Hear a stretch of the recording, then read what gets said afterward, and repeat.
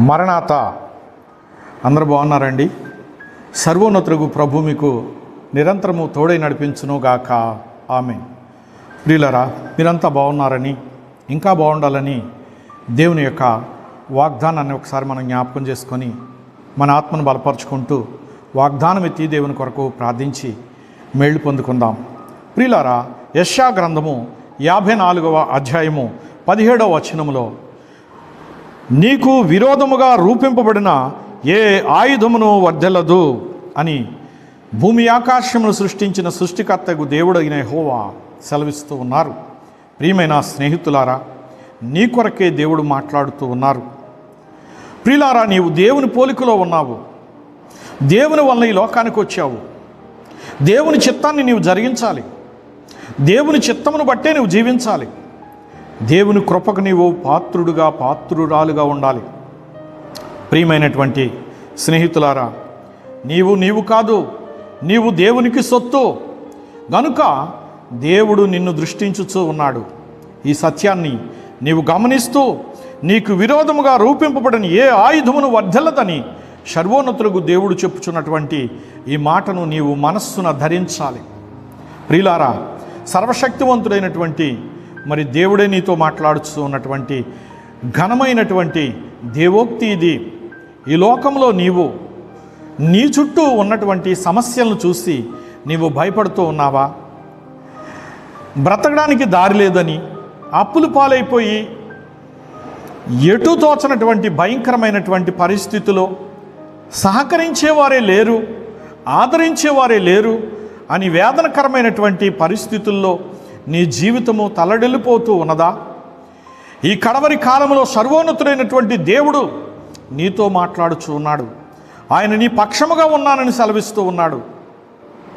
నీకు విరోధముగా రూపింపబడిన ఏ ఆయుధం వర్ధెల్లదు. ఎలాంటి సమస్యలైనా సరే నీ ఎదుటి నుండి తొలగి వెళ్ళిపోవలసిందే. ఎందుకంటే సర్వశక్తివంతుడు నీకు తోడుగా ఉన్నాడు. నీవు ఆయన వైపు చూడు, ఆయనకు మొరపెట్టు. నీ మొరను దేవుడు ఆలకించి నీకు వెంటనే ప్రత్యుత్తరం ఇస్తాడు. ప్రియమైన స్నేహితుడా, ప్రియమైన సహోదరి, ఇదిగో దేవుని మహాకృపను బట్టి ఎలీషా దగ్గరకు ఒక దీనురాలైనటువంటి బిడ్డ వెళ్ళింది. తన పెనిమిటిని పోగొట్టుకొని తన కన్నబిడ్డలైనటువంటి ఇద్దరిని బానిసలుగా తీసుకుపోతామని అప్పులు వారు బాధపెడుతూ ఉన్న సమయంలో, సందర్భంలో ఆమె ఎటూ దిక్కుతోచని పరిస్థితుల్లో ఆమె ప్రవక్తను చేరింది. అయ్యా, నా ఏలినవాడా, నా పరిస్థితి ఇదని వివరించుకున్నప్పుడు ఆయన నీ యొద్ద ఏమున్నది అని చెప్పినప్పుడు ఆమె ఒక్క చక్కని మాట చెప్పింది.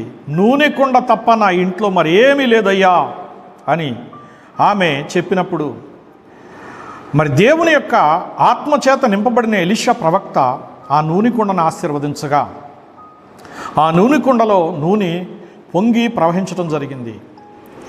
ఎలీషా గారు అంటూ ఉన్నారు, నీ ఇరుగు పొరుగు వారి యొద్దకు వెళ్ళి నీవు ఎరువు తెచ్చుకో ఖాళీ కుండలను అన్నప్పుడు ఆ ప్రాంతవాసులందరి దగ్గరకు వెళ్ళి ఖాళీ కుండలు తెచ్చుకున్నప్పుడు ఈ ఆశీర్వదించబడినటువంటి పాత్రలో పొంగుచున్నటువంటి నూనెను వంపినప్పుడు ఆ తెచ్చుకున్నటువంటి ఎరువు పాత్రలన్నీ కూడా నిండిపోని, ఆ పాత్రలన్నీ నిండిపోని, ఇంకా పాత్ర లేవా అని అడిగినప్పుడు, ఇంక ఎటు వెళ్ళినా పాత్ర లేవయ్యా, ఉన్న పాత్రలన్నీ తెచ్చేస్తాను అని ఆమె చెప్పినప్పుడు వెంటనే దేవుని మహాకృప చేత ఆ పాత్రలన్నీ నిండై ఆ నూనె నిలిచింది. ఆ నూనె అమ్మి అప్పుల వారికి ఇచ్చి అప్పుల బారి నుంచి వారు విడిపించుకున్నారు. వీళ్ళారా, కుమారులు బానిసత్వం నుంచి విడుదల పొందడానికి ఈ దీవెన వారికి ఎంతో తోడ్పడింది. ఏదో దిక్కు నుంచి దేవుడు నీకు సహాయం చేయడై ఉన్నాడు. నీవు దేవుని ఆశ్రయించాలి. ఆమె దైవజన్ని ఆశ్రయించింది, దేవుని సన్నిధిని ఆశ్రయించింది, దేవుని మాట చొప్పున నడుచుకుంది, దైవజనుడు మాట చొప్పున నడుచుకుంది, దైవజనుడు చెప్పినటువంటి మాట చొప్పున ఆమె చేసింది. ఆయన మీతో చెప్పినది చేయుడి అన్నట్లు ఆమె చేసింది కనుక ఫలితాన్ని పొందింది. ప్రియులారా, ఇలాగును ఈ కడవరి కాలంలో మనమందరము ఫలించాలి, ఫలితం పొందుకోవాలి, దేవుని కార్యాలు అందుకోవాలి అంటే దైవజనుడు నా దేవుని సన్నిధిని చేరి దేవుని మాట వినాలి, దైవజను మాట వినాలి. అప్పుడు ఫలించి ఆనందకరమైన జీవితాన్ని కలిగిన వారుగా, లోకం ఎదుట సాక్షులుగా, ప్రభు కృపకు పాత్రులుగా దినదినం వర్ధిల్లి ప్రభుతో పాటు మేఘంలో జీవించే ధన్యత ప్రభు మనకు ప్రసాదిస్తారు. అటు ధన్యత త్రిత్వ దేవుడు మనకు అనుగ్రహించి ఫలింప చేయనుగాక. ఆమె చిన్న ప్రార్థన. ప్రాణప్రియుడైన యేసుక్రీస్తు ప్రభువానికి స్తోత్రములు. నా యొద్దకు వచ్చి వారు నేను ఎంత మాత్రము త్రోసివేయను అని సెలవిచ్చిన దేవా స్తోత్రములు. భారంతో ప్రయాసపడుచున్న సమస్త జనులారి యొద్దకు రండి అన్నావు. నీ యొద్దకు వస్తే నాయన తీరని కోరికలు లేవు.